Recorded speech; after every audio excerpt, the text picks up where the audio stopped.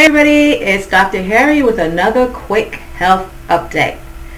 How many of us go around thinking, oh gee, I wish my thighs were smaller? Remember when that huge thing, that thigh gap was a thing? Well, I have good news for you.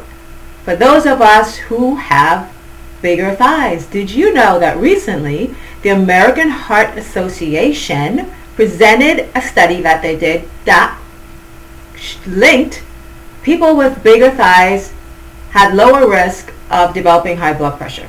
So this is what they did. They looked at 6,000 adults, and they were all under the age of 60 between the years of 2011 and 2016.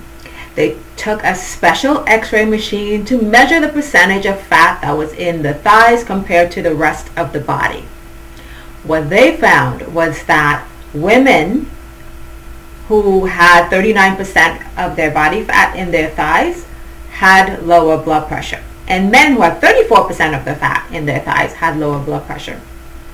So this is how it kind of broke down, right? So there's 61% lower risk of high blood pressure, both numbers, 61% lower risk of high blood pressure with larger thighs.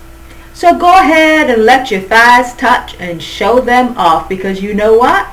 Your blood pressure may actually be really good, and it may be better for you. So ultimately here is not about whether your thighs touch or don't touch. It's about how healthy you are, how good you feel, how much you can do, your stamina, your energy, how well you sleep at night, how well you're able to engage in all of the things that you enjoy doing, how well you're able to pursue your passion. So wear that bathing suit with pride. Until next time, this is Dr. Harry saying bye-bye.